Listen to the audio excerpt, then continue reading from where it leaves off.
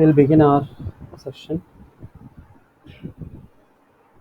ॐ नमो भगवते वासुदेवाय।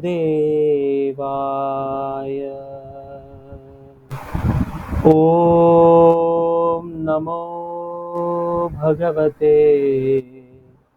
वासुदेवाय।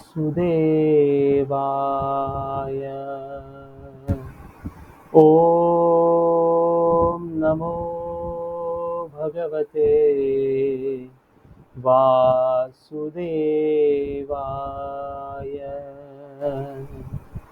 ॐ अज्ञानतिमिरान्धस्य ज्ञानाञ्जनशलाखया चक्षुरुन्मीलितं येन तस्मै श्रीगुरवे नमः। श्रीचैतन्यमनोभीष्टं स्थापितं येन भूतले स्वयं रूपः कदा मह्यं ददाति स्वपदान्तिकं। वन्देऽहं श्रीगुरोः श्रीयुतपदकमलं श्रीगुरून् वैष्णवांश्च श्रीरूपं साग्रजातं सहगणरघुनाथान्वितं तं सजीवं साद्वैतं सावधूतं परिजनसहितं कृष्णचैतन्यदेवं श्रीराधा कृष्णपादान् सहगणललिता श्रीविशाखान्वितान्। नम ॐ विष्णुपादाय कृष्णप्रेष्ठाय भूतले श्रीमते भक्तिवेदान्तस्वामिन् इति नामिने। नमस्ते सारस्वते देवे गौरवाणी प्रचारिणे निर्विशेष शून्यवादी पाश्चात्यदेशतारिणे। हे कृष्णा करुणा सिंधु दीनबंधु जगत्पते गोपेश गोपिका कांता राधा कांता नमोस्तुते। तप्त कांचन गौरांगी श्री राधे वृंदावनेश्वरी वृषभानुसुते देवी प्रणमामि हरे प्रिये। वाञ्छाकल्पतरुभ्यश्च कृपा सिन्धुभ्य एव च पतितानां पावनेभ्यो वैष्णवेभ्यो नमो नमः। जय श्री कृष्ण चैतन्य प्रभु नित्यानंद श्री अद्वैत गदाधर श्रीवासादि गौरभक्तवृंद। हरे कृष्णा कृष्णा कृष्णा हरे हरे, हरे राम राम राम हरे हरे। हरे कृष्णा कृष्णा कृष्णा हरे हरे, हरे राम राम राम हरे हरे। हरे कृष्णा कृष्णा कृष्णा हरे हरे, हरे राम राम राम हरे हरे। मूकं करोति वाचालं पंखुं लङ्घयते गिरिं यत्कृपातमहं वन्दे श्रीगुरुं दीनतारणं परमानन्दमाधवं श्रीचैतन्यमीश्वरम्। Hare Krishna to everyone. So we are discussing from the second chapter of the Bhagavad Gita, and hopefully we complete the second chapter today itself. Uh, Today we'll be discussing from verse number 64 to 72, and 72nd verse is the last verse of the Bhagavad Gita. Before that, I would like to continue from the point where we had left the discussion yesterday. The last two shlokas that we discussed yesterday was 62 and 63, which said ध्यायतो विषयान् पुंसः संगस्तेषोपजायते संगात् समजायते कामान् कामात् क्रोधो विजायते क्रोधात् भवति सम्मोहः सम्मोहात् स्मृतिविभ्रमं स्मृतिभ्रंशात् बुद्धिनाशो बुद्धिनाशात् प्रणश्यति. So actually, Krishna was telling that how a person falls down from the position of Sthita Prajna, and we can understand, when we compare ourselves, when we put ourselves in the into this shloka, into the context of the shloka, we understand why we are unable to become Sthita Prajna. What is stopping us? What are the stumbling blocks for us? So it starts from dhyato vishayan pumsah. Vishaya means material sense objects. Dhyayato vishayan pumsah means when a person contemplates on sense object, he gradually develops attachment towards it. Sangasteshopajayate. Attachment comes. And what follows after attachment is desire to enjoy the senses, to do sense gratification with that sense object which you were contemplating with. ध्यायतो विषयान् पुंसः संगस्तेषोपजायते संगात samjayate kama. So, and because of sanga, that is association, comes kama, desire, desire to exploit, desire to satisfy yourself, or enjoy, and all those things. It comes, it develops, that desire develops from attachment. And what follows desire is frustration. Why? Because there are two alternatives. From the point of view of this shloka alone, we can see that Krishna is saying even anger is a byproduct of desire only. If you don't have desire, then how come you become angry? Anger is a byproduct of desire. When the desires are not fulfilled, when the things are not going the way you want it to go, that is when you get angry. That is when you get furious. So Krishna is saying here, ध्यायतो विषयान् पुंसः संगस्तेषोपजायते संगात समझायते कामात कामात क्रोधो विजायते. Krodha follows, or follows desires. When it is unfulfilled, you become angry. Now, what happens after Krodha is important. Not important, it is very, very important and very, very worth contemplating. Krodhat bhavati sammoha. Because of Krodha, there is bewilderment, there is illusion. सम्मोहित हो जाते हैं हम लोग. We are delusioned because of Krodha. And because of sammoha, smriti vibramam happens. Smriti means your memory. Vibramam means it's lost. So you lose your memory and intelligence when you are angry. And this is how it happens. So Krishna is telling how the mind is working actually when you are angry on something. So anger in the first place has came because of desires. And because of anger, you are delusioned. When you are delusioned, you lose your memory, good memory, and discriminating power. And what follows that? Smriti Brahmshat Buddhi Nasho, and your buddhi, your intelligence is gone. And when your intelligence is ruined, that is when you fall down. Smriti Brahmshat Buddhinasho Buddhinashak Pranashyati. That is how you fall down. So if you are even on the highest level, or you have achieved some potency because of some sadhana that you are doing, the moment you get angry, it is all gone. It is said that anger is something, you know it pollutes your body. ऐसे बोलते थे पहले के लोग कि आप एक बार गुस्सा हो गए ना तो जाके नहा लो, बेटर है. क्यों? क्योंकि आपने अपने आप को पोल्यूट कर लिया एंगर की वजह से. It is such a bad thing actually. And I have seen these days people are very much proud when they say that कि अरे मेरे को तो ऐसे ही गुस्सा आ जाता है, मेरे को गुस्सा आता है ना, मैं दिखा देता हूँ सामने वाले को क्या है. They are very proud. But actually, anger is not something which you have to be proud of, which you must be proud of, because anger is a disease. If you see, है ना, लोग ऐसा बोलते हैं ना आज के तारीख पे, it is okay to be angry, or it is okay to be not okay, and all. How can it be okay to be not okay? ये कैसा लॉजिक है यार. मतलब it doesn't fit my mind. People say this कि it is okay to be not okay. हाँ रे, it is okay to be not okay मतलब what? Being not okay itself says that you have to be okay, right? So आपको इलाज करना चाहिए अगर आप not okay होते. So anger similarly, if we see from this perspective कि how bad anger is, because it makes you fall down from the path of even spirituality, what to speak of material things. You lose your relationships, you ruin up. Sometimes some people, they just ruin up their career because of this. They can ruin up their own mental health. Not only mental health, but studies show that, research show that anger also produces bodily problems on the gross body also. So it is such a bad thing, but still people are very proud ki yes, I become angry.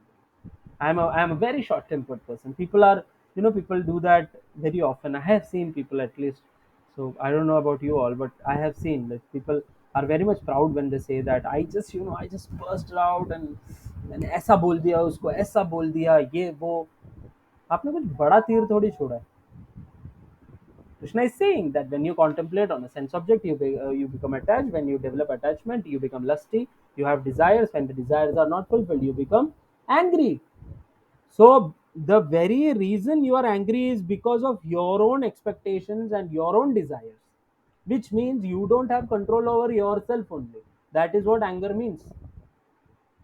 And you are externally showing anger in order to say that the situations are under my control. It is such a foolishness.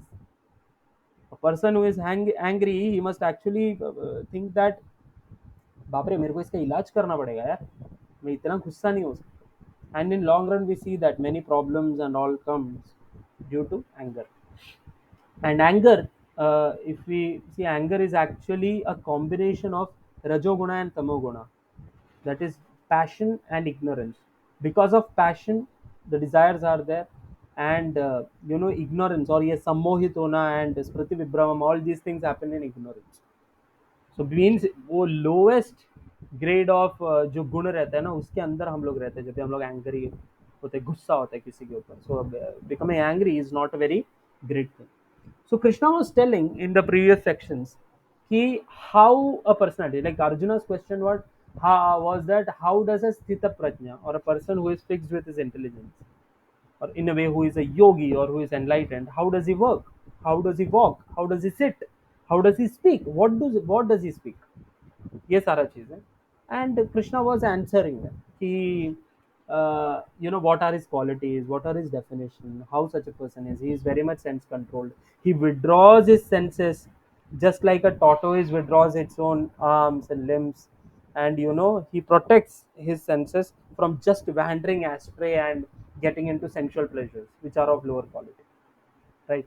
And after that he says that how by self control he achieves a position where he has steady intelligence, and etc etc. And we also found that section where Krishna says that you should fix your intelligence on me. He spoke about bhakti in the previous section also. Now from 64 to 72, actually it is, we can see there are some practical demonstrations of what we can do actually to become a sthita prajna, to control and all those things. So we will as much as possible try to uh, connect it with our own lives, and we'll also see some shastric stories as to how a personality, like yesterday we were discussing about, we had three stories, we had heard three pastimes. One was of Haridas Thakur, second one was of Ajamila, and the third one was of Vishwamitra Muni and Menaka. And we saw and compared with the shlokas that how a person who has perfected his thinking and how a person falls prey to the victim, and we were connecting it with the shlokas. And similarly we will also see how in our life we can apply these things. One second, I'll first of all share the screen with you all. Okay. So yes, this is it. Bhagavad Gita, chapter 2, verse number 64. रागद्वेषविमुक्तैस्तु विषयानिन्द्रियैश्चरन् आत्मवश्यैर्विधेयात्मा प्रसादम अधिगच्छति. राग means attachment, द्वेष means detachment. Detachment या फिर आपको पसंद नहीं है, ऐसा बोलते हैं ना, द्वेष करते हो आप, ऐसा. राग मीन्स अटैचमेंट, द्वेष मीन्स डिटैचमेंट. राग द्वेष विमुक्तैस्तु, विमुक्त मतलब जो निकल गया, मुक्त हो गया, ये दोनों चीजों से. देखो हम लोग देखते हैं हमारे लाइफ के अंदर, हम लोग या तो किसी के साथ हम लोग राग में रहते हैं, नहीं तो द्वेष में रहते हैं, है ना. ये दोनों से विमुक्त नहीं है हम लोग अगर देखेंगे तो. We don't have actually neutral feelings. We are इधर अटैच्ड टू समथिंग और we are detached to something. Detach मतलब या तो मुझे पसंद है नहीं तो नहीं पसंद है. क्यों? ये दोनों चीज ना आपके ईगो का बाई प्रोडक्ट है अगर आप देखोगे तो. जैसे कि हमारे सटल बॉडी के बारे में हम लोग ने कुछ सेशन पहले डिस्कस किया था. सटल बॉडी के अंदर तीन चीजें होता है. चित्त जो रहता है वो तीन चीज से कंप्राइज होता है: mind, intelligence, intellect and false ego. ये तीनों चीजें रहती है. अब माइंड जो रहता है, माइंड से ज्यादा सटलर रहता है इंटेलिजेंस, और इंटेलेक्ट से ज्यादा सटलर होता है फॉल्स ईगो। इसकी वजह से जो अहंकार रहता है वो एक्चुअली आपको एक एक सॉफ्टवेयर के थ्रू चीजों को परसीव करवाता है। वो सॉफ्टवेयर एक्चुअली अहंकार है कि मैं, लाइक फॉर एग्जाम्पल, मैं विष्णु हूं, मैं मेरा रोड में रहता हूं, मैं सो एंड सो प्रोफेशन में हूं, मुझे ये सारा चीजें पसंद है, मुझे ये सारी चीजें नहीं पसंद, ये सारे लोग मेरे मित्र हैं, ये सारे लोग मेरे शत्रु हैं। आप देख रहे हो, राग और द्वेष ये दोनों चीजें एक्चुअली कनेक्टेड आपके अहंकार के साथ है। अगर आप अहंकार के बाहर निकल के सोचोगे ना, if for a second if I think that if I am not Vishnu और this body is not me, I am just pure spirit soul, then I understand that all these ragas and dveshas I have made in this lifetime, it is actually of no value.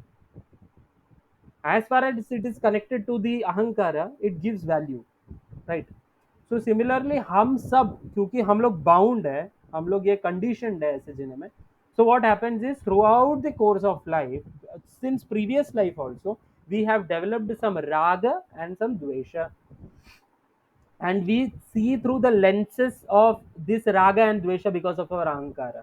हम लोग वैसे ही देखते हैं हर चीज को, ये पसंद है, ये नहीं पसंद है, ये अच्छा लगा मुझे, ये नहीं अच्छा लगा मुझे, ये मेरे दोस्त है, ये मेरा दोस्त नहीं है, राग और द्वेष। And Krishna is saying here कि राग द्वेष विमुक्तेस्तु, राग और द्वेष ये दोनों को क्या करना चाहिए, ये दोनों से परे होना पड़ता है। विमुक्तेस्तु, मुक्त हो जाओ ये दोनों से, विशेष रूप है ना मुक्त होना, विमुक्तेस्तु।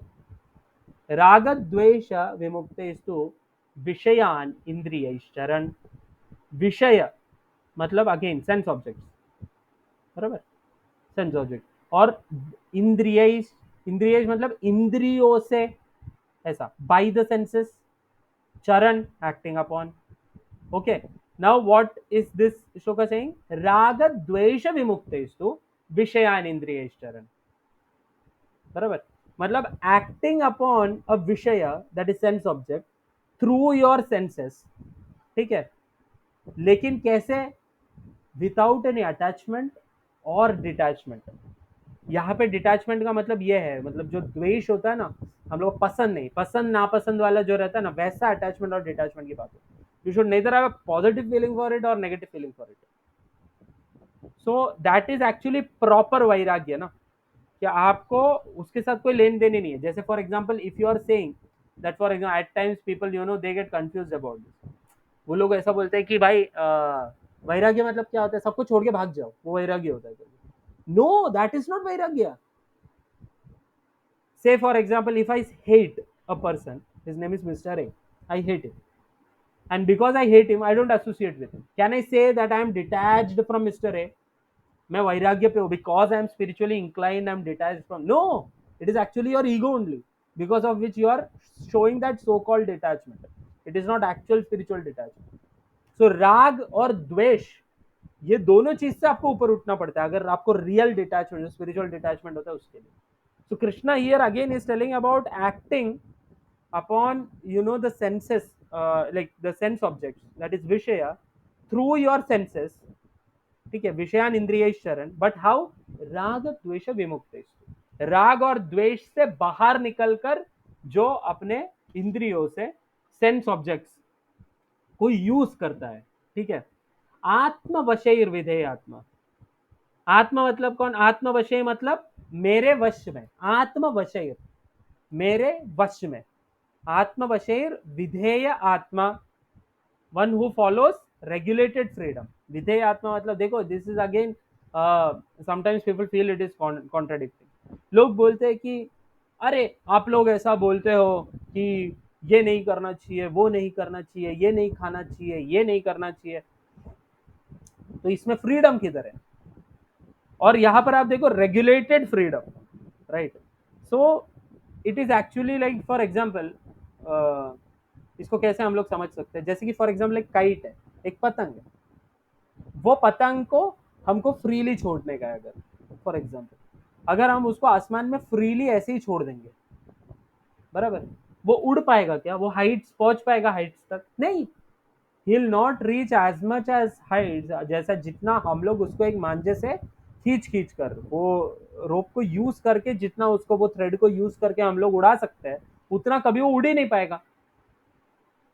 तो किसी को डाउट है तो कोई करके देख लेना, पतंग लेके ऐसा टेरेस पे जाओ और ऐसा उड़ा दो, देखते हो कितना टाइम के लिए उड़ेगा और किधर तक उड़ेगा। वही जगह पे when you have that regulated, when you have regulated that thing, matlab the kite with the thread, and you are then like let going that kite into the air atmosphere, तो वो टाइम पे क्या होता है कि you can actually control it in such a way कि it can reach new heights for much more period of time, right? This is what happens. So similarly, these are principles of regulated freedom. There is no complete freedom, you have to regulate yourself, नहीं तो क्या होगा, you cannot reach the heights of spiritual glories, you cannot reach the heights of spiritual ecstasies, आप पहुंच ही नहीं पाओगे उधर तक, उससे पहले आप गिर जाओगे। वही जगह पे when you regulate yourself and engage in spiritual practices, that's when you reach heights। बोलते हैं ना, कुछ पाने के लिए कुछ खोना पड़ता है, सिमिलर लॉजिक, नहीं तो फिर you will perish, will just go away. So इसलिए यहाँ पे विधेय आत्मा means under like one who follows regulated freedom, यहाँ पर प्रभुपद लिखते हैं। So you should be a person who follows regulated freedom। आत्मवशेर विधेय आत्मा प्रसादम अधिगच्छति, when you follow these things क्या होता है, when you follow all these things like रागद्वेष विमुक्तेस्तु विषयान इंद्रियैश्चरन् आत्मवशेर विधेय आत्मा, what happens, प्रसादम अधिगच्छति। प्रसादम मतलब क्या होता है, ये तो हमको पता ही है ना, खाना, प्रसाद। हाँ, तो हमेशा प्रसादम का मतलब सिर्फ खाने वाला प्रसाद नहीं होता, क्योंकि क्या होता है, the idea is that prasadam has mercy of Krishna in it, Krishna का मर्सी होता है prasadam. So when mercy comes in the form of food, it is food prasadam. Similarly, when it comes in the form of a spiritual master, that is also prasadam. So prasadam means mercy, agar aap dekhoge to.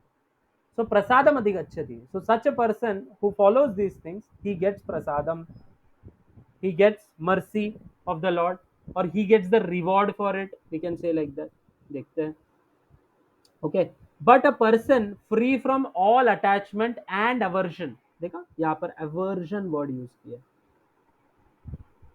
but a person free from all attachment and aversion is able to control his senses through regulative principles of freedom, he can obtain the complete mercy of the Lord।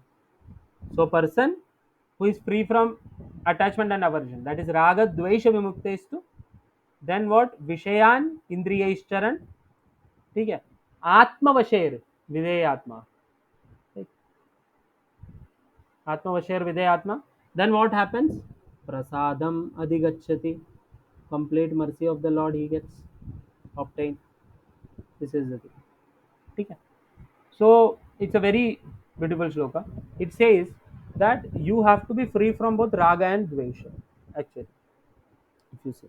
So one who is free from attachment and aversion and engages his senses in the sense objects with a controlled mind or regulative principles of freedom, बराबर। So people have this false identity, मतलब false notion about detachment, that detachment means you have to leave everything and go away, नहीं। Actual detachment ये श्लोक के अंदर कृष्णा ने बताया कि आप विषयान इंद्रिय चरण, यू विल यूज द विषयस, है ना, विषय मतलब आपका जो सेंस ऑब्जेक्ट्स है, इंद्रिय चरण मतलब इंद्रियों से आप विषय को यूज करोगे, बट कैसे, राग द्वेष विमुक्त, बराबर, आत्मवशेर विधेयात्मक, रेगुलेटेड फ्रीडम के साथ में आप जब भी वो चीज करोगे, तब जाके आपका प्रसादम अधिगच्छति होगा। उसका मतलब ये नहीं है कि आप सब छोड़ के भाग जाओ, ये सब मटेरियल है छोड़ो भागो, नहीं, that is not the way. The way is here, everything in this world can be used for, like everything can be used as a spiritual matter, as a spiritual thing, Like for example, when I am using this laptop for giving message about the Gita or message about Srimad Bhagavatam or Krishna, this laptop becomes spiritualized because the use of the laptop is to get closer to Krishna. Similarly, if I am using this laptop to, say, for example, watch a mundane movie or something like that, then this same laptop is material. That is the idea. The idea is to engage each and every resources that are available to us to engage in the service of the Lord, and that is how you spiritualize and purify them. It is not that you run away from laptops and mobiles and everything. No, you have to regulate its usage and use it in such a way that you become sthita prajna.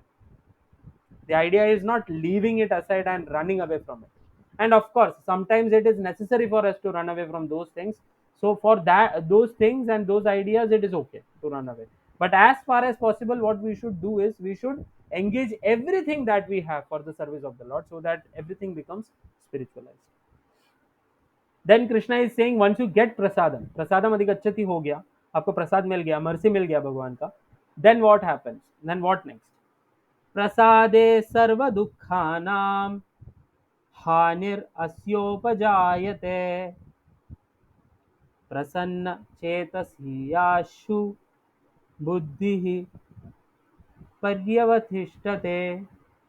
Okay, he is saying प्रसादे मतलब प्रसाद मिलने से सर्व दुखानाम, सर्व मतलब सब, all, right. सर्व दुखानाम, दुखाना मतलब दुखों का, है ना, दुख तो पता ही है, सिंपल है. प्रसादे सर्व दुखानाम हानिर अस्य उपजायते. ये अस्योपजायते ना, ये दो में ब्रेक होता है, अस्य और उपजायते. अस्य, अस्य प्लस उपजायते इज अस्योपजायते, ऐसा अपन रीड करते हैं. सो हानिर, हानिर मतलब हानि पहुंचना, हानि पहुंचना बोलते हैं ना, किसी को हानि पहुंचाया, किसी को हार्म किया. सो प्रसाद है सर्व दुखा नाम हानिर उपजायते. तो जैसे ही तुमको प्रसाद मिल जाता है ना, by attaining the Lord's mercy or peace, what happens is all of one's distress are destroyed, है ना, उपजायते. डिस्ट्रक्शन ऑफ द दुख, सर्व दुखा नाम, इट फॉलोज. उपजायते मतलब वो फॉलो करता है, आता है. तो प्रसाद मिलने से क्या होता है, सारे दुख जो होता है उसका हानि हो जाता है. देन प्रसन्न चेतसो ही आशु. प्रसन्न, प्रसन्न मतलब वो बोलते हैं ना, प्रसन्न हो गए, खुश हो गए, शांत हो गए, पीसफुल हो गए, ऐसा. प्रसन्न चेतसो मतलब आपका जो चेतस है, चेतन मतलब है, वो प्रसन्न हो जाता है ना. ही मतलब सर्टेनली, ही. आशु, दिस वर्ड इज इंपॉर्टेंट. आशु, आशु का मतलब होता है तुरंत, विदाउट डिले, एकदम फास्ट, अभी के अभी, ऐसा वो बोलते हैं ना. So this line means in such satisfied consciousness, मतलब तुरंत आपका जो कॉन्शियसनेस है वो सेटिस्फाई हो जाता है. और वो सेटिस्फाइड कॉन्शियसनेस जो है ना, उसमें क्या होता है, बुद्धि ही पर्यवतिष्ठते. बुद्धि मतलब क्या होता है, बुद्धि मतलब स्टडी इंटेलिजेंस. स्टडी इंटेलिजेंस क्यों जरूरी है, जब आपको स्थित प्रज्ञा बनना है तो आपको स्टडी इंटेलिजेंस की जरूरत है. और पर्यवतिष्ठते, पर्यवतिष्ठते मतलब बिकम्स, परि मतलब सफिशिएंटली एंड अवितिष्ठते means becomes established. Okay, so it means that one's intelligence is soon well established. For one the satisfied, है ना, in Krishna consciousness, the threefold miseries of material existence exist no longer. In such satisfied consciousness, one's intelligence is soon well established. ठीक है. तो a person who gets प्रसादम, प्रसाद आपको मिल गया, Krishna's mercy you got. Okay, वो कैसे मिलेगा, पिछले वाले श्लोक में था, राग द्वेष विमुक्त स्तु विषयान इंद्रिय चरण आत्मवशेर विधि आत्मा प्रसादम अधिगच्छति. And once you get prasad, what happens, प्रसादे सर्व दुखानाम हानिर अस्योपजायते प्रसन्न चेतसो ह्याशु बुद्धि प्रवर्तिष्ठते पर्यवतिष्ठते. So that is the thing. एक बार आपको प्रसाद मिल गया तो आपका सभी दुख का नाश हो जाता है. और फिर क्या होता है, फिर आप जब, क्योंकि आपका सभी दुखों का नाश हो गया, आप प्रसन्न चेतस हो जाते हो आप. तो क्योंकि आप कंप्लीटली पीसफुल हो, शांत हो और खुश हो जाते हो, उसमें क्या होता है, शांत अवस्था में आपकी जो बुद्धि रहती है वो री एस्टेब्लिश हो जाता है, बराबर, and you become a sthita prajna. So these two shlokas were actually how you can actually become sthita prajna. And it is actually Krishna is answering the question of Arjuna, that Arjuna asked na pehle कि how does he walk. So he meant essentially meant to ask that how does he become the sthita prajna. So Krishna is telling here that how do you become sthita prajna, like that. So these are two very important shlokas. You should mark it as very important, and we should, as far as possible, try to apply this. Now I'll tell you one thing कि when you apply this ना, सबसे बड़ा problem किधर आने वाला है पता है? देखो, प्रसाद एक बार मिल गया तो बात ही खत्म हो गया, ये तो बात की बात है। सबसे इंपॉर्टेंट तो पिछला वाला था, राग द्वेष विमुक्त विषयानिंद्रिय। तो इसके लिए आपको अपने फॉल्स ईगो से ऊपर उठ के ये करना पड़ेगा, ताकि आप राग और द्वेष से दूर रह पाओ, नहीं तो फिर आप राग और द्वेष में फंसे हुए रहोगे हमेशा। तो राग और द्वेष से आप कैसे बाहर निकलोगे? सिर्फ ऐसा सोच के कि राग द्वेष विमुक्त, राग द्वेष विमुक्त, राग द्वेष, it can help you because it is the words of Krishna, but still if you want to practically engage 100%, then devotional service is a must.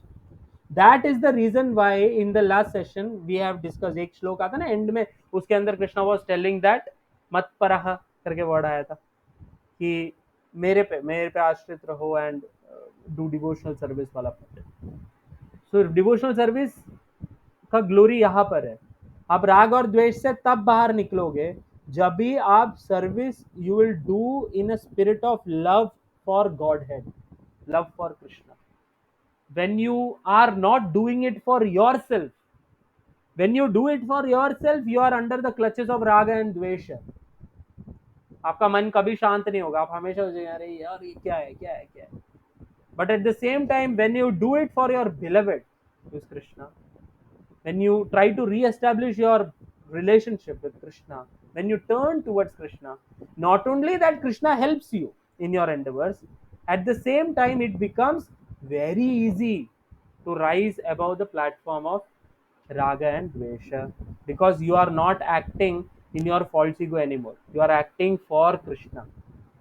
So that is the reason we see here Prabhupada says, for one the satisfied in Krishna consciousness.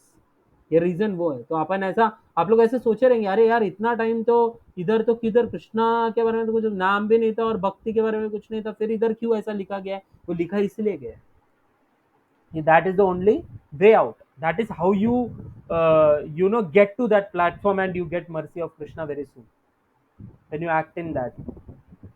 of course if you act dutifully, see there are 4 levels जैसे हम लोग ने पहले भी discuss किया था। one is you are doing a karma or a duty as a matter of because of fear। जैसे for example एक बच्चा, उसका एग्जाम है, वो एग्जाम से एक दिन पहले वाले जो बच्चे रहते हैं ना, एक दिन पहले पढ़ने वाले, वो लोग फियर में काम करते हैं, है ना, इट इज इन इग्नोरेंस सबसे total. So he is working in fear. Better than that is to work out of ambitions कि मुझे ये चाहिए चाहिए चाहिए इसलिए मैं करूँगा।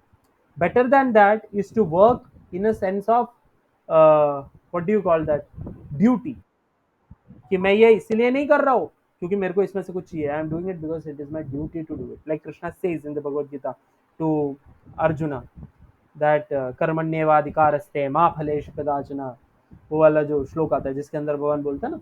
सो he was asking Arjuna to do it out of duty. Better than that and higher than that and highest than anything, any philosophy in this world is doing things out of love. Out of love for whom? Out of love for the supreme lover, Bhagavan. That is bhakti.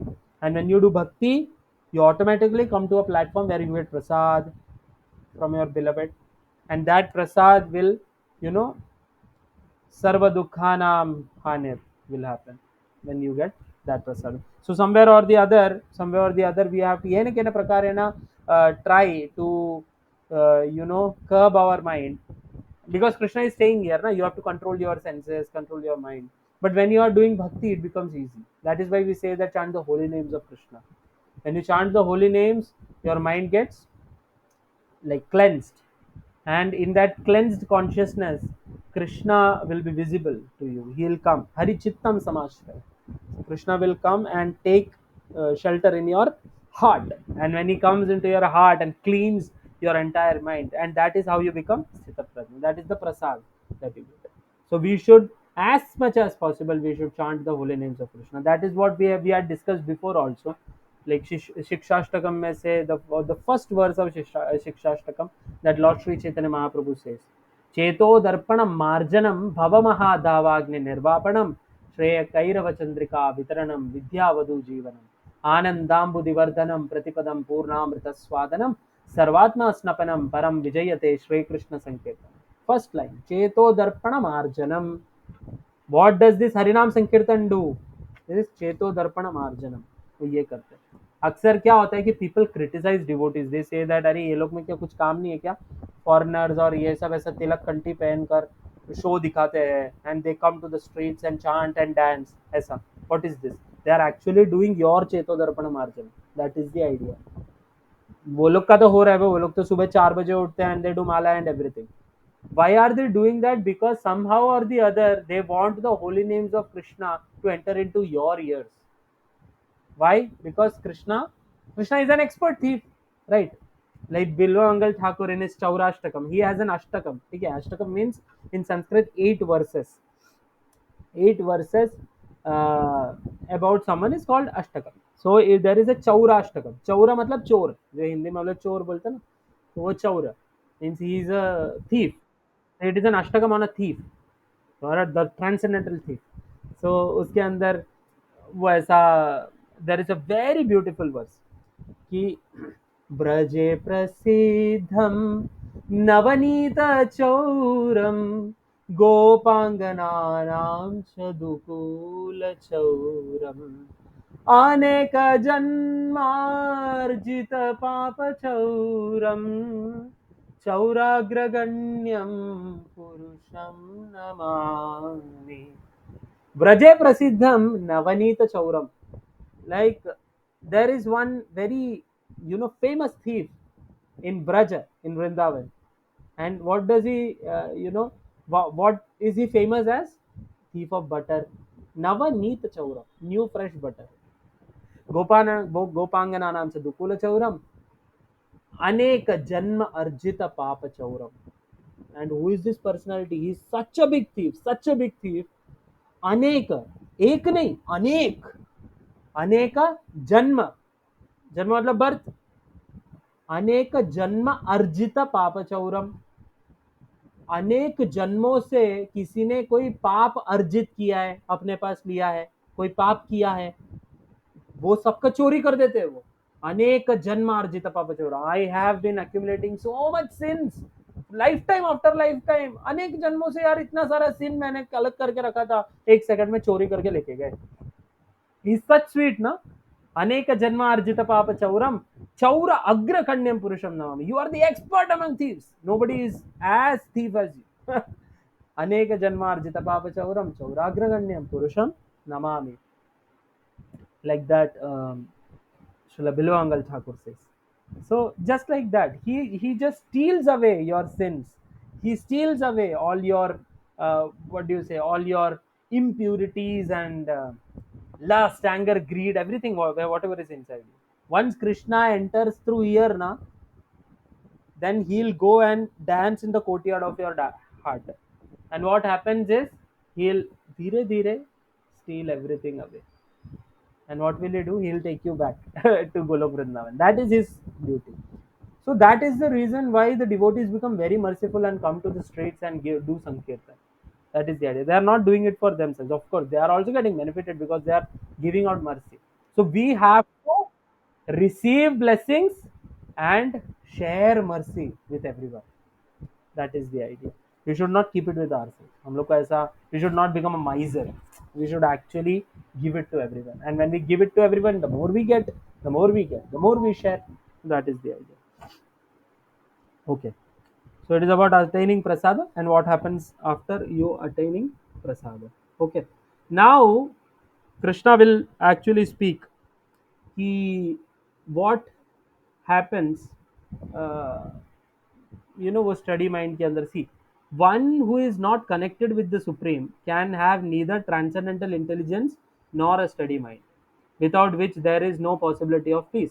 And how can there be any happiness without peace? It is a very nice shloka.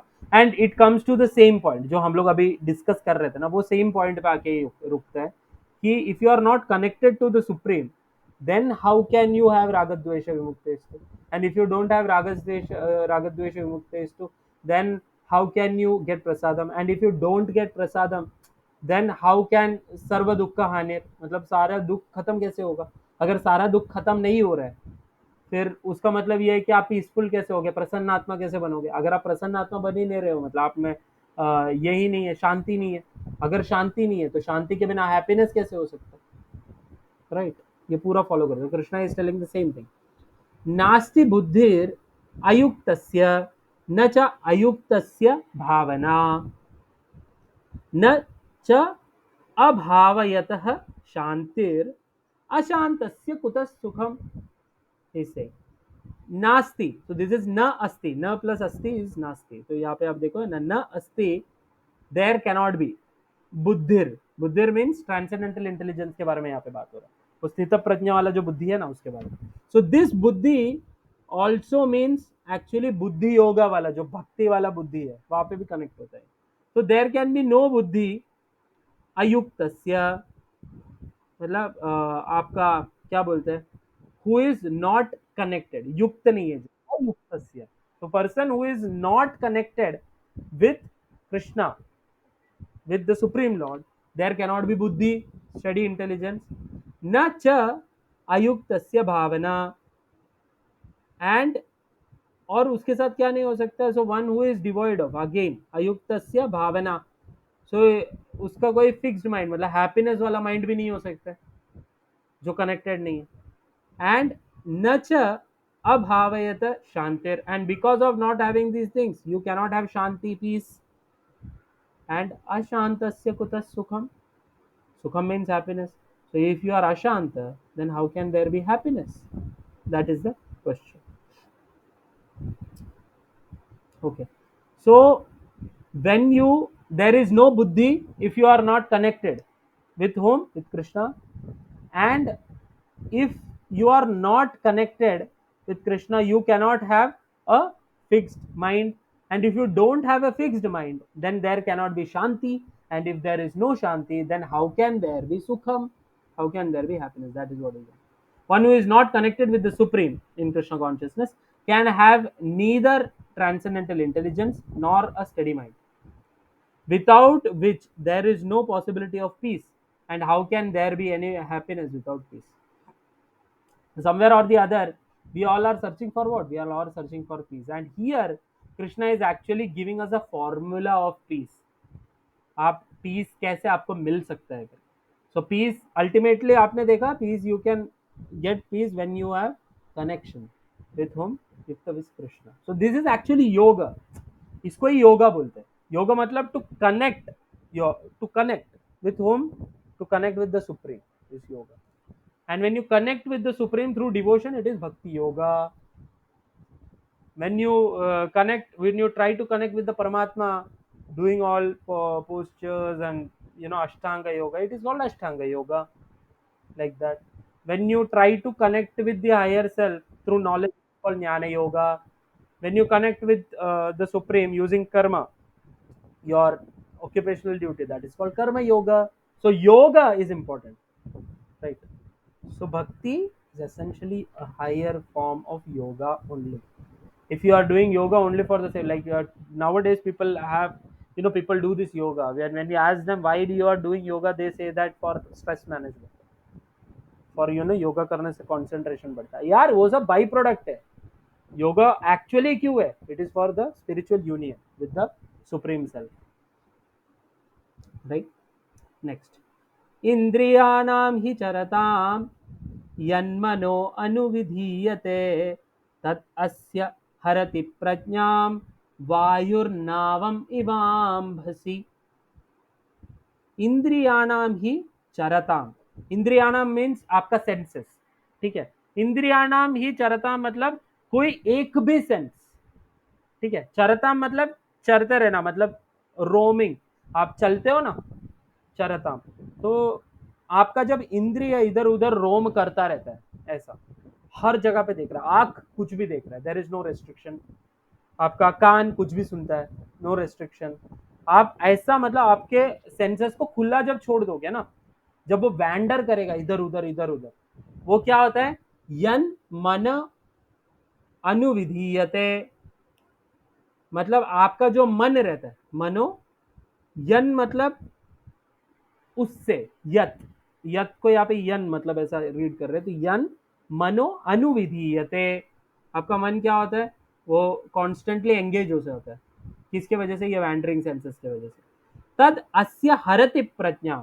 और उसके वजह से क्या होता है, आप, आपका जो वो सेंस है ना जो ऐसा घूम रहा है, वो आपके मन को, क्योंकि वहां पे फोकस करवा रहा है, आपका मन हरण कर लेता है, हरति, किसको, प्रज्ञाम, प्रज्ञा means what, intelligence, and it carries away your intelligence, हरण कर लेता है आपके इंटेलिजेंस का, किस तरीके से, जिस तरीके से वायुर, वायुर मतलब वायु, वायु मतलब air, we all know that, वायुर नावम, नावम मतलब नाव, जो नाव होता है ना, नाव मतलब क्या है हिंदी में, boat, ship, what ever it, is नावम इवाम्भसी, इवा अंबसी मतलब in water, just like on a water when there is boat, ठीक है, और उसको जिस तरीके से वायु इधर उधर लेके जा सकता है, विंड, पावरफुल विंड इधर उधर लेके जा सकता है, ठीक उसी तरीके से आपके प्रज्ञा को, आपके इंटेलिजेंस को एक वैंडरिंग सेंस दूर लेके जा सकता है, हरण करके लेके जा सकता है, that is what it is saying, as a strong wind sweeps away a boat on the water, even one of the roaming senses on which the mind focuses can carry away a man's intelligence.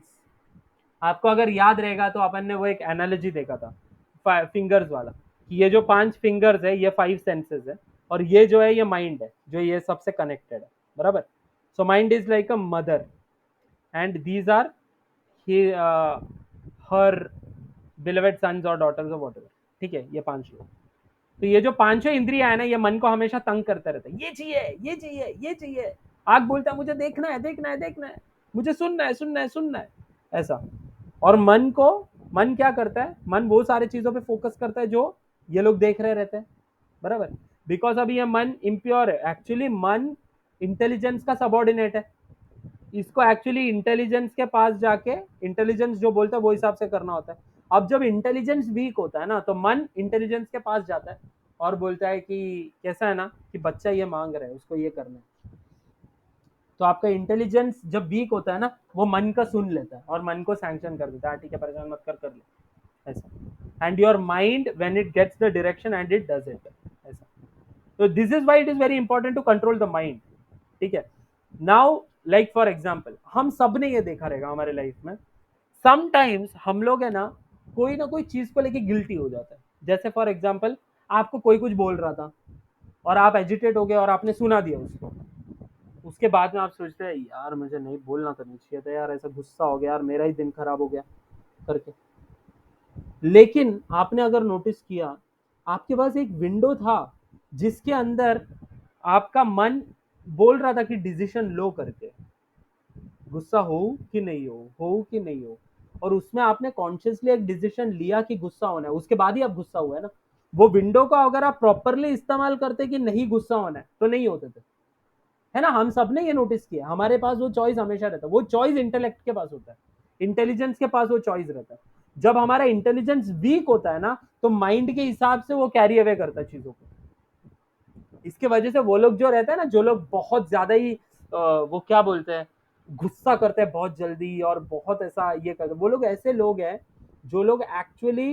Impulses में जीते, just like animals, animals live with their impulse, वो लोग को नहीं पता, वो लोग इतना सोच समझ के नहीं करते हर चीज, सिमिलरली जो इंसान इम्पल्स में जी रहा है ना, उसका मतलब क्या है पता है, he is not utilizing the power of intellect, because his intellect is subordinate to his mind, his intellect is getting carried away, so that is what here it is mentioned, कि आपका जो इंद्रिय रहता है, वो इंद्रिय इधर उधर इधर उधर इधर उधर भटकता रहेगा, कोई एक इंद्रिय भी वैसा भटकता हो ना जिसके ऊपर मन ने फोकस कर लिया, जैसे फॉर एग्जाम्पल समझो कि आप बहुत कोशिश कर रहे हो अपने आप को कर्ब करने के लिए, ठीक है, for example you are on a diet, आप डाइट पे हो, आप बहुत फोकस कर रहे हो कि नहीं खाना है, नहीं खाना है, स्वीट्स तो नहीं खाऊंगा, पक्का नहीं खाऊंगा, ये वो मोटा हो रहा हो अब तो बहुत ज्यादा, है ना, ऐसा आप सोच रहे हो। और उसके बाद में ना आपका नजर पड़ गया यार एक गुलाब जामुन पे, है तो फ्री है यार, अनलिमिटेड है, ऐसा। अब क्या हो रहा है, आपका सेंस जो है ना वो एक सेंस ऑब्जेक्ट पे पड़ गया। Why? Because it was roaming here and there, it was roaming and it saw, एक सेंस देख लिया। अब ये जैसे ही देखेगा, अभी सेंस थोड़ी डिस्क्रिमिनेट करता है, वो तुरंत आपका टंग आपको बोले मुझे चाहिए चाहिए चाहिए चाहिए, स्वीट चाहिए यार, बस एक चाहिए यार, ये वो।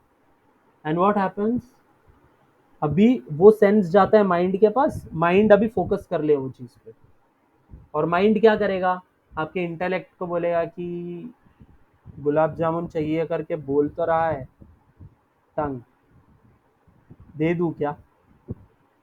तो इंटेलिजेंस ऐसा बोलेगा, आप क्योंकि बहुत मेहनत कर रहे हो ना, तो इंटेलिजेंस आप ऐसे बोलोगे नहीं नहीं नहीं यार, ये कैसा है कि नहीं नहीं चाहिए, क्योंकि मोटा हो रहा हूँ, नहीं नहीं नहीं खाऊंगा, एक भी खाऊंगा गिर जाऊंगा, नहीं खाऊंगा।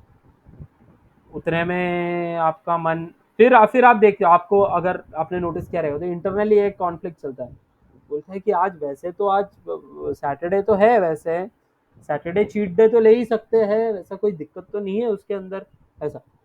तो आपका इंटेलेक्ट बोलेगा नहीं नहीं यार, नहीं नहीं चीट डे कुछ नहीं, बोलेगा कि बस एक बार की बात है ना, इसको क्या पता चलेगा, एक बार में क्या होता है, एक बार में ज्यादा कैलोरी थोड़ी होता है, ऐसे ऐसे बोल के when your determination is weak and your intellect it is weak, what happens, your mind convinces your intellect to do it and you sanction it, क्योंकि देखो इंटेलेक्ट के सैंक्शन के बिना आप कुछ नहीं करोगे, आप सैंक्शन के साथ ही करोगे, इसके वजह से तो वो सैंक्शन लेता रहता है ना, तो आपका माइंड सैंक्शन लेगा, और जैसे ही इंटेलेक्ट ने सैंक्शन कर दिया वो खा लेगा, और एक खा लिया आपका खत्म हो गया वहां पे, क्यों? क्योंकि फिर वो वापस आपको कन्विंस करेगा, दो खा लेते, तीन खा लेते, संडे को भी करेगा, बोलेगा कि मंडे से fresh day, fresh new day, new me, new week, है ना, तो मंडे से अच्छे से करेंगे, अगले साल से अच्छे से करेंगे। इसलिए हम लोग देखते हैं ना जिम में सब मेंबरशिप, वो बोलते हैं ना हर एक तारीख को और न्यू ईयर के टाइम पे बहुत सारा मेंबरशिप आता है, लेकिन वो लोग पूरे साल दिखते नहीं, क्यों?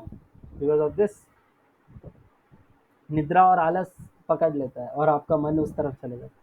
तो कृष्णा इज सेइंग हियर कि how dangerous it is, is saying that कि एक इंद्रिय भी ऐसा भटक रहा है ना, और उसके ऊपर अगर मन ने फोकस कर लिया, वो आपके इंटेलेक्ट को इस तरीके से कैरी अवे कर सकता है जिस तरीके से वायु एक नाव को कैरी अवे कर लेता है जो पानी पर है। You see how strong it is, Krishna only is saying how strong it can be. So actually, it is very interesting how Krishna is, mentioning all these things and giving analogies and examples, and we can actually connect. हाँ यार, बात तो बराबर है. So to become स्थित प्रज्ञा, what do you need? To become स्थित प्रज्ञा, first of all you have to understand कि पहला वाला वो टॉर्टोइज वाला अंडरस्टैंड करो, कि जिस तरीके से टॉर्टोइज विड्रॉ करता है उसी तरीके से आपको माइंड और सेंसेस को विड्रॉ कर लेना चाहिए। बुरा मत देखो, बुरा मत सुनो, बुरा मत बोलो, ये कर सकते हो आप, विड्रॉ करो अपने आप को जितना हो सके। फिर दूसरा ये है कि वो बोलते हैं ना, वो ध्याय तो विषयान पुंसा वाला, वहां से आप ये सीख सकते हो कि आप अगर एक बार डिजायर डेवलप किया तो बात ही खत्म हो गया, मतलब जैसा जैसा स्टेज ऊपर जाता ना वैसा वैसा आपका गेम ओवर होते जाता है। तो वहां पर ही रोको, कहां पर, ध्याय तो विषयान पुंसा होते, कि जैसे ही आपका सेंस ऑब्जेक्ट पे माइंड कॉन्टेम्पलेट करना चालू कर रहे हैं ना, वैसे ही रोको उसको और किधर और लगा दो। This is second thing to control your mind. Third thing is here कि आप ऐसे ही रोम करने मत दो अपने सेंसेस को, अगर रोम कर रहा है तो उस पर मन से फोकस मत लगाओ, अगर कर लिया तो वो लेके जा सकते हैं आपको। So we have to be very careful, and this is why we have this, we always say that कि हमको ऐसा कुछ भी चीजों को एंटरटेन नहीं करना चाहिए कभी, कभी भी। मतलब कोई भी आ रहा है कुछ भी बोल के जा रहा है और हम लोग सुन रहे हैं, मजा आ रहा है, हाँ हाँ हाँ, अच्छा इसने ऐसा किया, अरे बाप रे, ये बॉस ने ऐसा बोला, अरे इसका और इसका ये चल रहा है, मतलब हम लोग वो चीज में मजे लेते हैं ऐसा, but we are not understanding it is in a way, it is actually affecting our mind, because once the information gets into your subtle body na, it will not leave, it is there in your subconscious, and that is what is coming outside. और उसमें क्या होता है, सबसे बड़ा problem क्या होता है, ये पूरा साइकिल है कि एक बार एक डिजायर अंदर गया ना, वो डिजायर को आप फुलफिल करते हो ना, तो वो एक नया इंफॉर्मेशन बन के, एक्सपीरियंस बन के आपके वापस आपके सबकॉन्शियस में जाता है। अगली बार जब वो डिजायर वापस आता है ना, the same desire, it is more stronger than the last time. If you could not restricted last time ना, ये बार तो आप नहीं कर पाओगे, वो वासना और स्ट्रांग हो गया, फिर आप वापस उस पर एक्ट करोगे, वापस नीचे आओगे। This is how addictions develop. It is not a one time thing. Again and again, when you do those things, that becomes vasana and it keeps on coming and the desires become stronger. Now, what happens is one fine day you cannot stop it. And what the main problem is, after a point of time, this vasana becomes your swabhava. It becomes part of your nature only.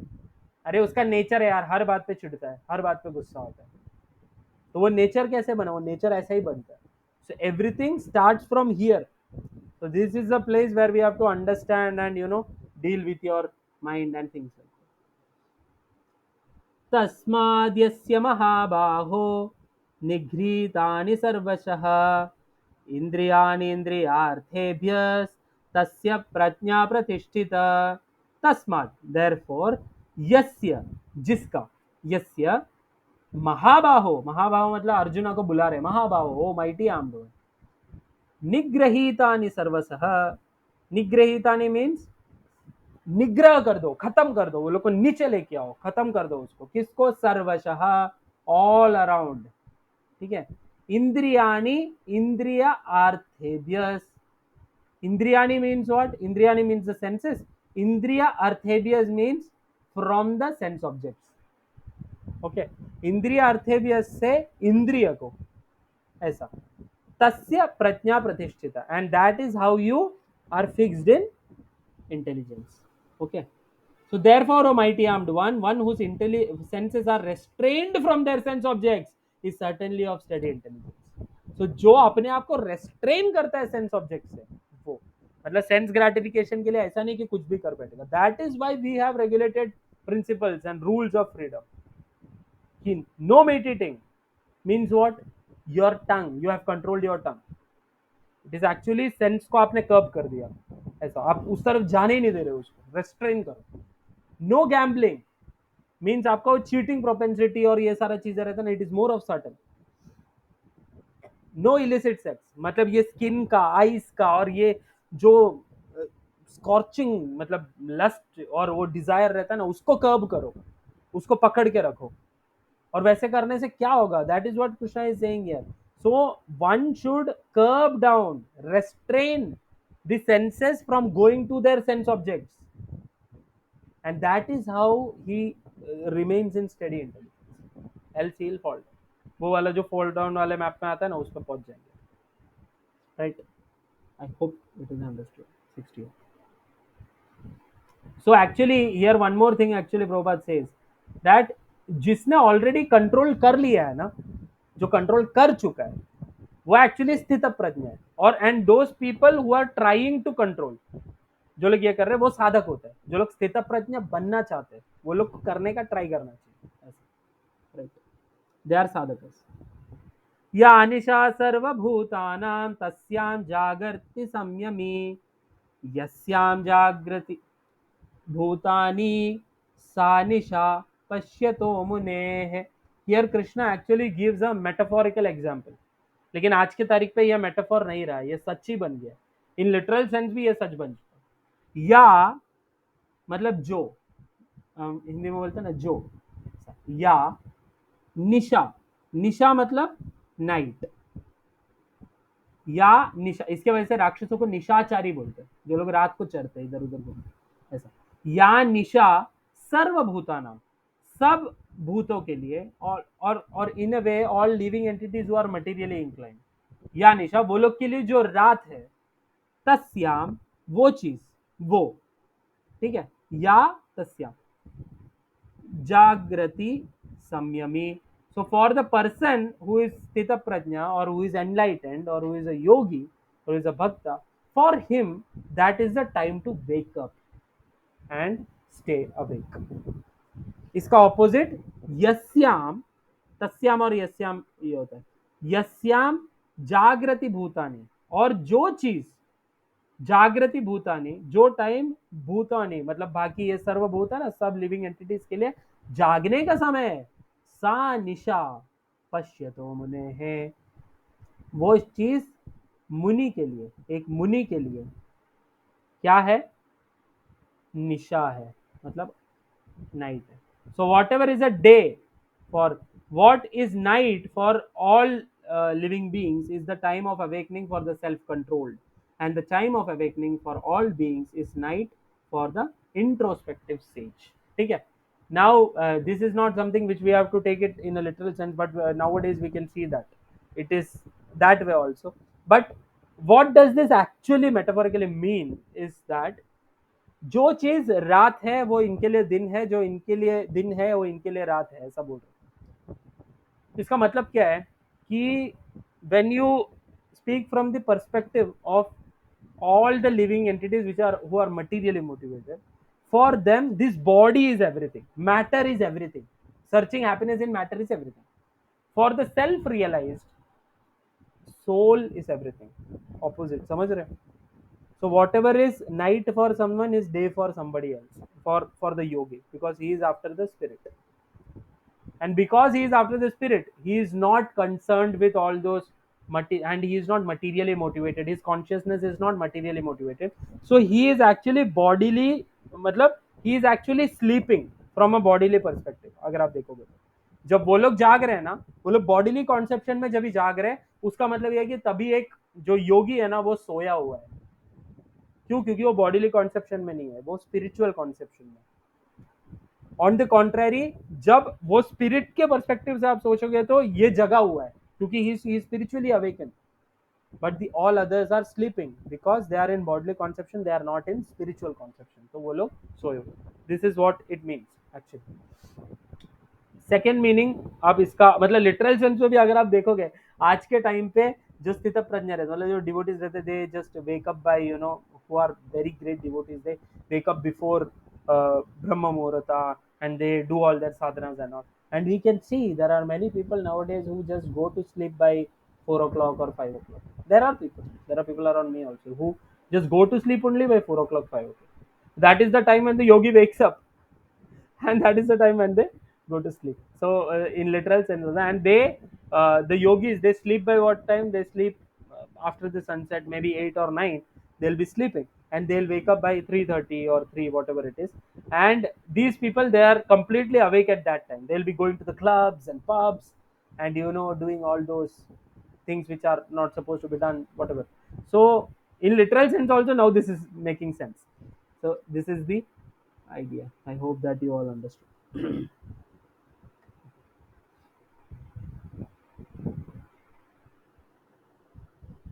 आपूर्यमाणामचलप्रतिष्ठं समुद्रमापः प्रविशन्ति यद्वत् तद्वत् कामायं प्रविशन्ति सर्वे स शान्तिमाप्नोति न कामकामी. So here it is said that apuryamanam means always being filled, हमेशा पूरी तरीके से fill है. अपूर्यमानम अचल प्रतिष्ठम, अचल मतलब जो चल नहीं रहा है, जो एक जगह पे रुका है. अचल प्रतिष्ठम, उधर प्रतिष्ठित है, उधर ही रुका हुआ है. समुद्रम, समुद्रम इज व्हाट? सी और ओशियन.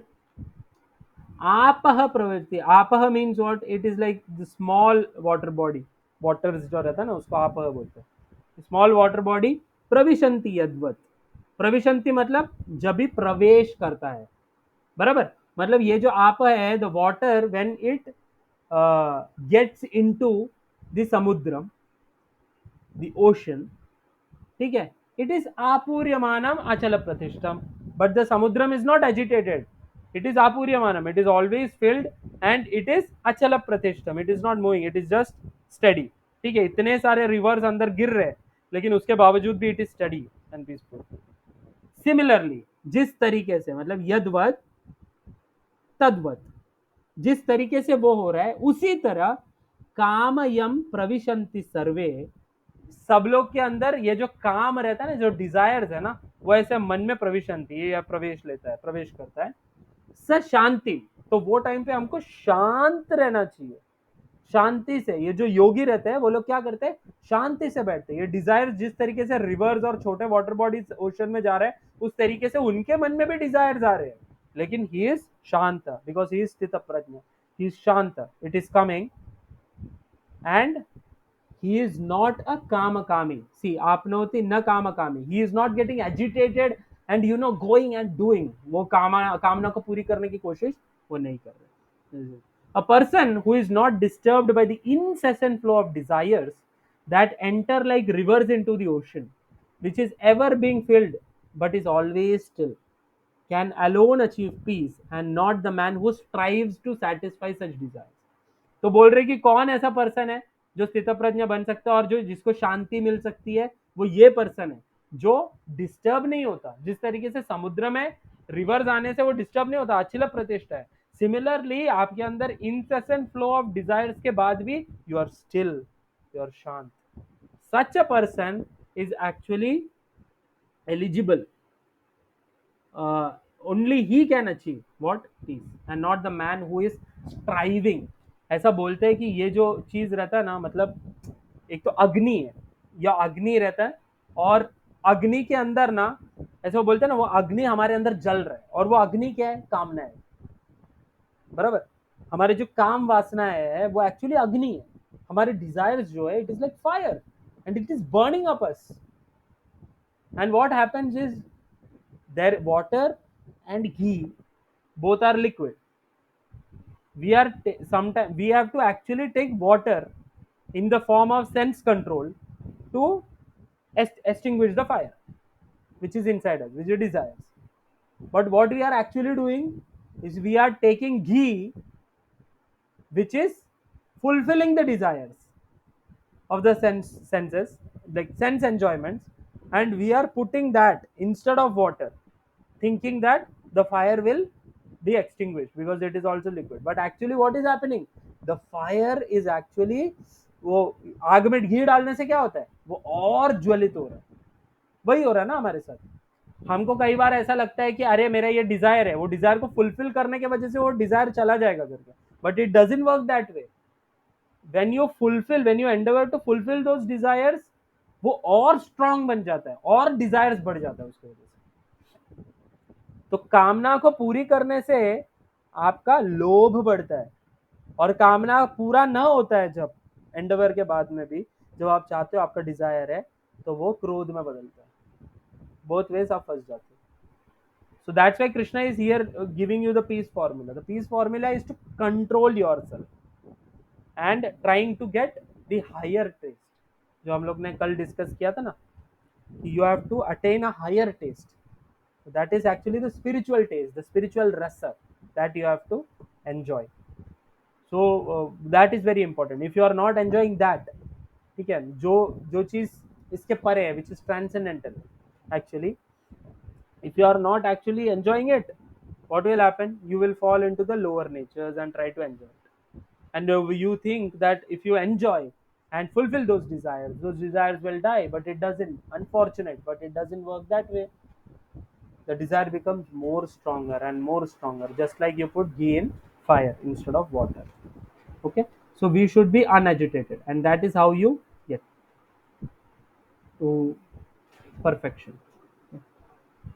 विहाय कामान्यः सर्वान् पुमांश्चरति निःस्पृहः निर्ममो निरहंकारः स शांतिम अधिगच्छति। वन मोर फॉर्मूला, विहाय कामान, विहाय मतलब छोड़ देना, गिविंग अप, कामान, कामान मीन्स डिजायर, यह सर्वान, एवरीवन और एवरीथिंग, ऑल, सर्वः, यह सर्वान, पुमांस चरति निष्प्रियः। ऐसे होने से क्या होता है, स्पृहा मतलब डिजायर होता है, निष्प्रिय मतलब the opposite, desirelessness. So this is how you get desireless.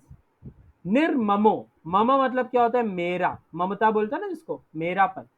निर्ममो मीन्स पॉजिटिवनेस को छोड़ के, निरअहंकारा, अहंकार को छोड़ के, अहंकार मतलब फॉल्स ईगो, जो मैं स्टार्टिंग में बोल रहा था ना आज, फॉल्स ईगो को छोड़ के, निरअहंकारा, and that is how what happens, sa shantim adhigachati, that is how you attain Shanti.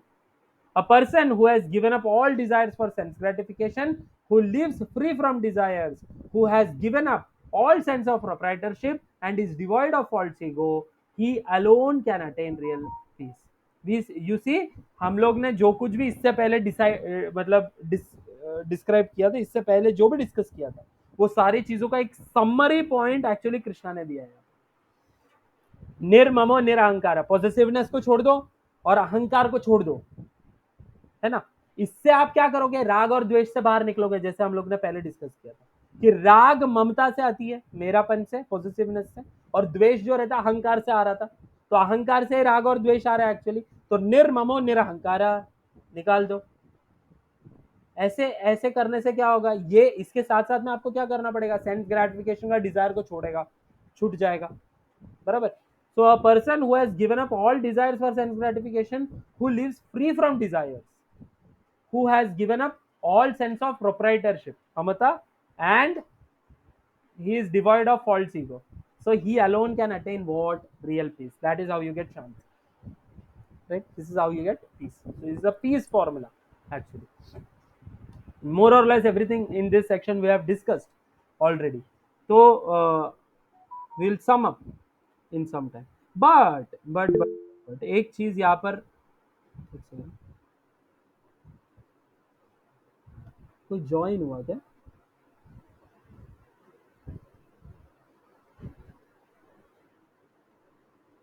Okay, sorry. हाँ. So but there is one problem. क्या पता है? Desirelessness. How do you attain desirelessness? Free from desires. So which means that you have to curb your desires, you have to curb your mind and get above your desires. But is it possible? आप मुझे बताओ ना. Is it such so easy कि हमने ऐसे ही बोल दिया desirelessness के बारे में और वो हो जाएगा? नहीं. अगर ऐसा होता तो हम लोग बहुत पहले ही कर लेते ना. And that is the reason why we want Krishna in the picture. That is the reason why profusely Prabhupada is writing in Krishna consciousness, in bhakti. Why? Because without it, it is not possible. At least in this age and this day, it is not possible कि आप ऐसे ही एक दिन Dzire से बाहर निकल जाओगे. नहीं हो सकता वो. So what happens is कि detachment means alternate attachment for us, because it is the nature of the soul to get attached. So if you want to detach yourself from material things, you have to attach yourself to the spiritual platform, that is Krishna. So when you attach yourself to Krishna and do everything as a service to Him, your life is molded in such a way that it is around Krishna. And just like the Brajvasis, the Vrindavan Vasis, they couldn't care less about not doing puja of Indra and all those things, because Krishna likes it. So because Krishna likes it, we'll do it. That is the idea.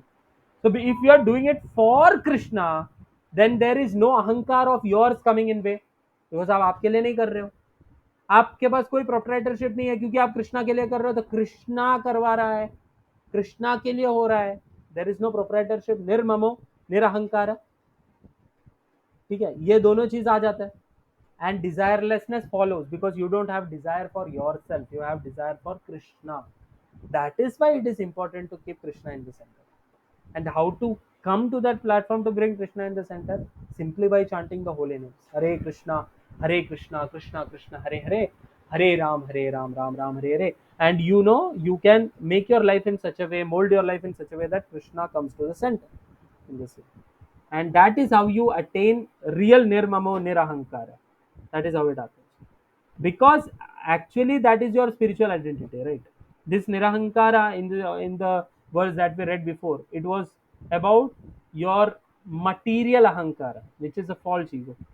And what is your actual ahankara? Real ahankara or real identity is as a spirit soul. Jivera swarup hoy Krishna namite. So you are actually nitya das of Krishna. You are eternally the servant of Krishna. You are very dear to him, you are very close to him. So because you are already Krishna's, you have that relationship, you have to just revive the relationship. And when you revive the relationship, because it is spiritual, you already follow all those things, unknowingly or knowingly, but you follow everything, and it becomes easy for you because Krishna helps you. एषा भ्रामि स्थिति पार्थ नैनं प्राप्य विमुह्यति स्थित्वा स्याम अंतकालेपि ब्रह्म निर्वाणम रिच्छति.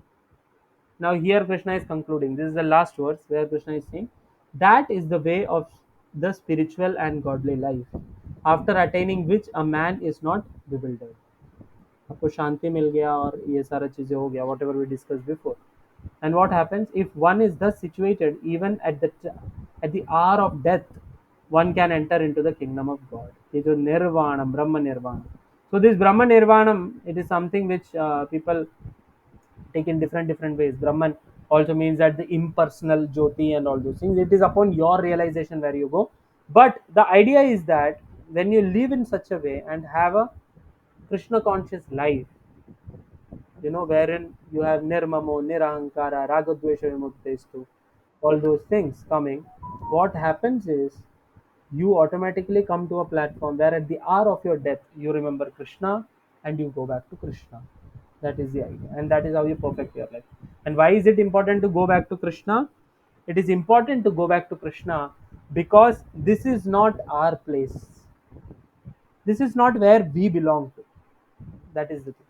ये हमारा जगह नहीं है. और मैं ये कैसे बोल सकता हूँ? इसीलिए क्योंकि आप अगर देखोगे, कॉमन सेंस से अगर हम सोचेंगे कि ये सारे जो चीज़ है, जो कुछ भी मेरे को अपने आजू बाजू में दिख रहे हैं, living non living, all these things from a perspective of gross body, these are all matter. पंच तत्वों से बना हुआ है, पांच अलग अलग एलिमेंट से बना हुआ है. And the same thing is used for the constitution of this body. What makes my body different from all those elements is actually life within me. It is actually the consciousness which is pervading my body. It is not there in a stone or anything else, or the level of consciousness is different, and because of that the living entities are also different from each other. That's why there are 8.4 million species of them.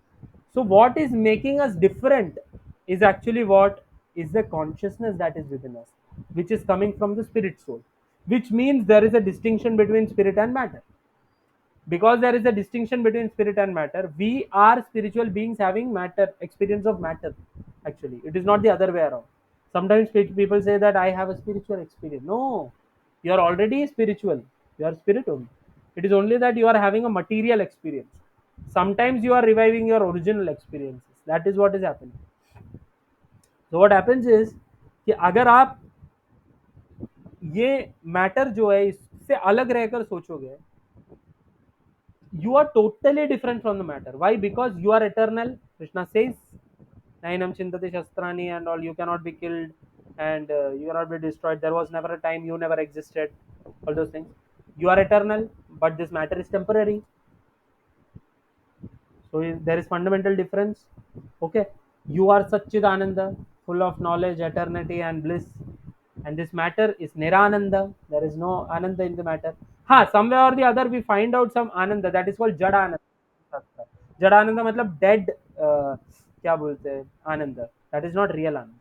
So actual Anand is where it is in Krishna, because you are eternally his part and parcel. So we were always supposed to be with him, and because we are not with him, or we have turned our face away from him, that is why we are actually facing all these problems. We have turned our direction from the sun and we are looking on the opposite side, and all we can see is shadow of ours. That is the idea. Why are we seeing the shadow? Because you are not looking at the sun. So Krishna is the supreme sun, and this material world, this Maya, is actually a shadow, and we are trying to look away from Krishna. That is why we are suffering in the shadow. So if you want to get out of the shadow and get back to Krishna, first you have to look towards Krishna, and He'll take you back. So that is the idea. And how will you do that? So in Kalikal, there is no difference between Nam and Nami. So chant the holy names, make your life successful. That is the idea. So here, today we conclude on this second chapter of the Bhagavad Gita. This was the last verse of the second chapter. अभी से third chapter चालू होगा from the next session. So in the first two chapters, what we have seen so far is, in first chapter Arjuna is bewildered and he is having all those doubts, and Krishna one by one answers all his doubts, and when he is answering, he is giving fundamental truths of life which we all need. And what are the three major things that we have to learn here? One, if I have to summarize, I'll say one, you are not this body, you are spirit soul. The spirit soul is eternal, and the body is temporary. You have a relationship with Krishna, and you have to revive that relationship. One. Two, to act in such a way you don't get entangled into the results of the action, and we should not think of the results because it is not under my control all the time. And if you desire something and do sakama karma, it leads to bondage. So you have to get out of the bondage, so that we can get out of the loop, the samsara, and you can go back to Krishna. So for that you have to purify the karma. How do you do that? Is by having detachment from the results and acting as a matter of duty. And higher than that, higher purpose than that, is acting for the sake of Krishna, like Arjuna did. And what happens is all those things follow. Dutifulness and everything follows. If you act for Krishna, everything follows and you perfect your life. Third thing is bhakti. The most important thing, whatever you do, you have to do it as an offering for Krishna. And bhakti is the core principle behind Bhagavad Gita. That is the truth. Bhagavad Gita speaks essentially about three topics. One is jnana, one is karma, and one is bhakti. So the first six chapters is about karma. Then the second six set of chapters, it is about bhakti, and the third six set of chapters is about jnana. But if you see, in every chapter you can see that Krishna talks about bhakti somewhere or the other. We saw in this chapter, we are going to see in the next chapter as well. In every chapter you can see essentially when it comes to concluding, Krishna speaks about bhakti in the end. That do one thing, offer it to me. Do one thing, keep me as the center of your life, and do things. So there it is very evident that you know what Krishna wants to convey. Krishna is giving all the messages which is available in the Upanishads and the Vedas. And why is he doing that? It is because everyone is of different level of consciousness, and everybody the realization of God can be different because God reciprocates to them in different ways. So for people who only think about God as it is some Brahma Jyoti, it is some light coming, and it is only Brahman, he has no taste or form or whatever, then Krishna will also reciprocate as that only. So it is an inferior form or a more of a generic form of understanding of what God is. Then higher than that is the localized Paramatma, one who sees Krishna as the localized Paramatma, how they realize. And higher than that is the consciousness of Bhagavan. So when it comes to Bhagavan, it is pure, proper ahetukya pratyata bhakti. So we have to awaken that dormant love that we have for Krishna and perfect our lives. And for that, I request you all to chant the holy names and also pray for me to Krishna that I can serve you all sincerely. Thank you so much. We have completed the second chapter. And please unmute yourself and give your comments and responses or questions, whatever it is.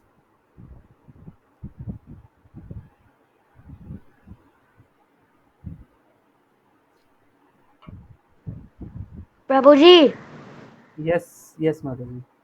I have one question. Yes, yes, Prabhu, please tell. Why did Krishna Bhagwan dance on Kaliya? Krishna danced on Kaliya because of several reasons. सबसे पहला reason ये है कि Kaliya's wives were very great devotees of Krishna. So that is why Krishna gave Kaliya the opportunity by dancing on him. Krishna is not like us. Krishna is, very intelligent. Krishna is very expert in, fulfilling the desires of many people at the same time. If you see, and if he can by one act, actually Krishna fulfills many other purposes. Just for example, because Krishna danced on Kaliya, Krishna never wanted to kill Kaliya because it will make his devotees upset. Right, क्योंकि कालिया के जो wives है वो लोग devotees and they will be upset if Kaliya is dead. So Krishna never wanted to upset them. That is why he didn't kill Kaliya. So, but Krishna also has to break the pride of Kaliya. Because Kaliya is very proud and he was actually harming Krishna's devotees for the Brajvasis. So he had to give him danda.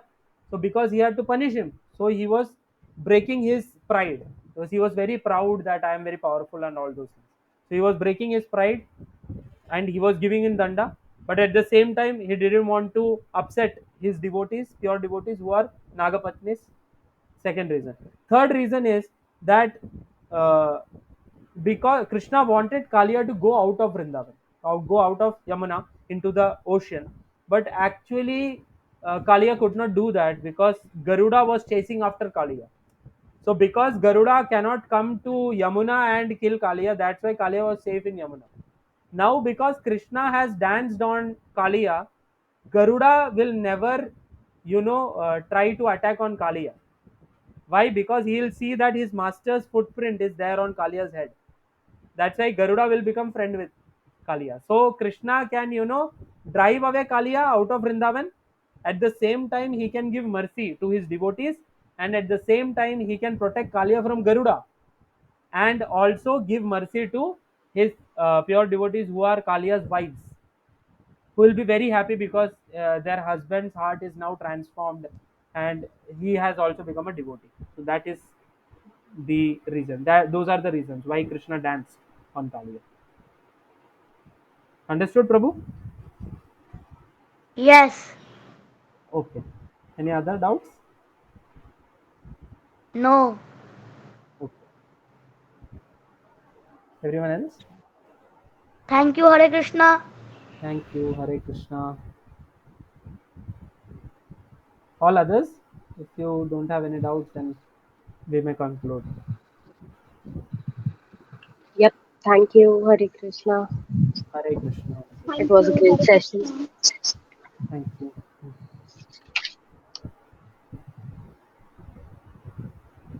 Okay. We may stop here. Hare Krishna. Thank you so much.